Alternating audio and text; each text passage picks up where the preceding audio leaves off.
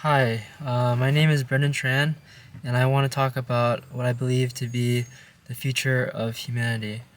I think that there's a lot of people in this world, and I think that we need to think about the future and what place and time it has for us. Like we're at 8 billion people in the world, and how are we gonna get to where? How are we gonna feed 12 billion people one day? How are we? Sorry, there's cars outside. How are we going to like take care of the world? Like the way things are, like things are falling apart. Like as far as I can tell, countries are fighting for oil and land still, and those natural resources are declining. We don't have enough resources to last to take care of everyone. I heard a saying that there was um, Americans take up like 20%, 25% of the world's population in consumption, and I mean that's pretty insane in my opinion.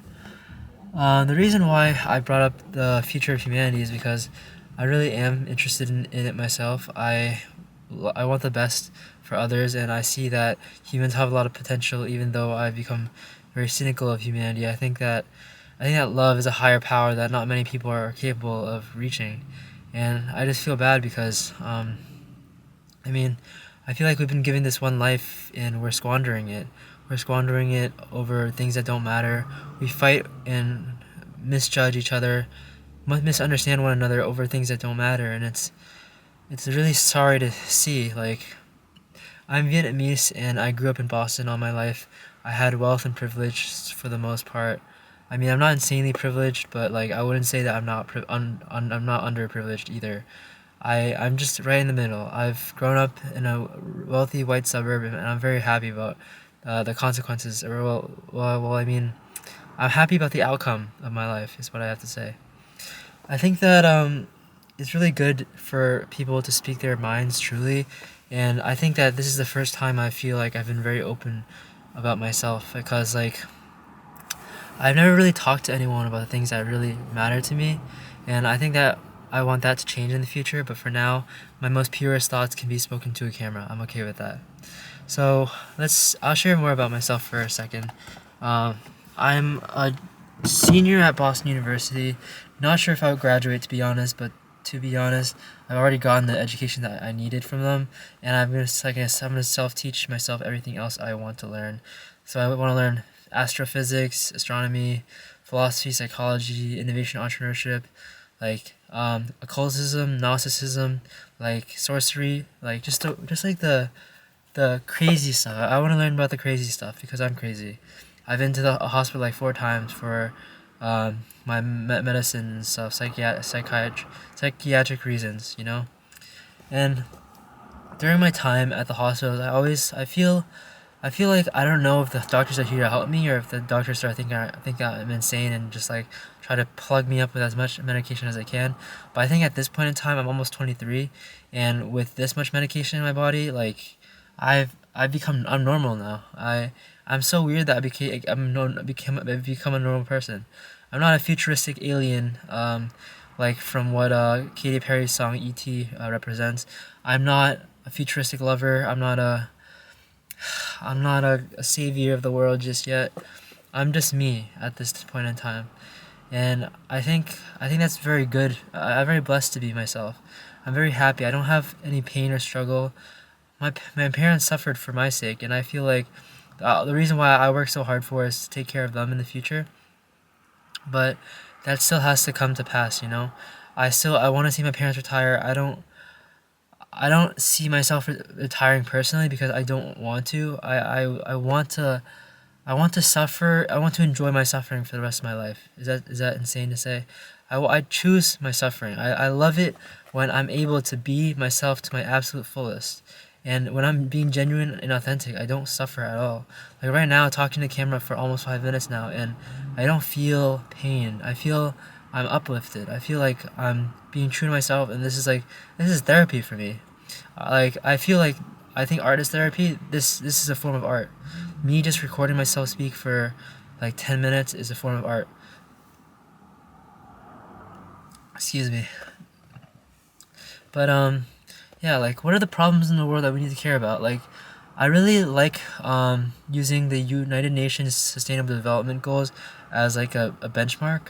I think it's very valid to say that we need clean drinking water, we need better education, we need to care about inequality and poverty.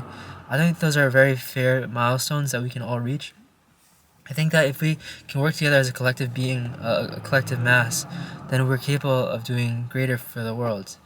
Like, how do you think how does anyone think that the billionaires are feeling right now? Like what they live just like us. Like even though like they have more money, what are they gonna do with their money? They're like at some point like money is just a number for just for your survival. Once your survival has been met, then what else are you gonna do with your life? You know, like how can you blame Elon Musk or Pichai, like the CEO of Google, or like even Bezos. How can you like blame them for not making the world a better place? What about yourself? Why don't you make the world a better place? You know, I think that I mean I have a lot of thoughts about this, but like, why does everyone blame each other for everything instead of blaming yourself first? Like sure, it wasn't your fault that you were brought into this world, but it is your fault the way that your life turns out. Even if it's unfair, like you still had choices to make and you made those choices. So I made my choice now. Like I came from I was about to take a history of video games class, but I couldn't make it, so I just emailed the professor. Like I'm here chatting on the camera for like a bit now because I missed that opportunity to learn. But I mean, I'm not too disappointed because I can always learn more, you know? Like there's always more time. There's always time in the world. Time is a constant, I think. But at the same time it's always changing. I don't know. I don't know if that made sense to anyone at all, but that's just what I'm just saying stuff now.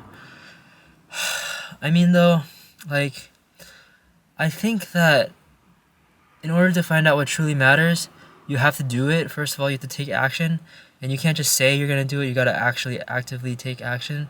But then once you do it, like just like gauge how you felt after said interaction. Like let's say you're trying to meet new people. Like say go first thing you do is say hi, how you doing, and then introduce yourself. Tell them that oh you're studying mathematics or CS, whatever. Like I study philosophy and business, but I don't really like tell people the exact details of what I do unless they actually care enough to listen, you know? And like that's another problem that I've noticed in the world. I think it's like people just don't care enough to even listen in the first place. Like it's really disappointing. And I mean I've been an active problem that like I have a friend named Andrew who's telling me that I need to pay more active attention to people, and I definitely agree. It's something that I've been working on, and I'm trying to get better at it as well. But yeah, I'm actually just sitting in the car waiting for a showing. I'm showing a property right now in Dorchester. Forgot which unit, but it doesn't really matter that much. I have it saved. I think that I think that Dorchester will become a beautiful place in the future. I mean, it already is. People think there's violence here. It's not that bad.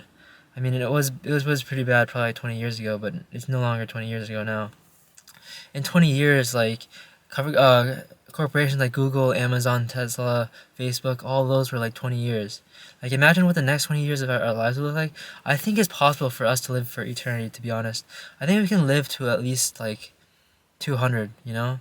Like I think that's a fair number. Like the way we've seen people grow, like there are people born like during like world wars and they made it to 122. I think there's a woman's name I forgot, but I think it's possible for me to at least live to 200 if my great grandparents are currently like 90 something and they're still doing well for themselves. I'm pretty sure like with the best education and healthcare in the world, I would live for a decent amount of time. I'm thinking of doing like one of these videos, just a chat about my life for like 10 minutes straight, every week or so. I'll probably like make them on Wednesdays and then edit them later. But yeah, oh yeah, I need to. Another thing that I care about a lot is besides like humans, there's like cats and animals. I donated a lot of money to a cat foundation, and I'm very happy I did that. Like I know it's just a small thing, but I really feel happy about like giving to things that I'm genuinely passionate about. My dad's allergic to cats, so I unfortunately can't have one. But I mean, as long as I have them like on my phone screen and I can visit them at the homeless shelter or like at the cafes, then I'm pretty satisfied, to be honest. But yeah, I can make more updates about the future of humanity in the future. Good night. Bye.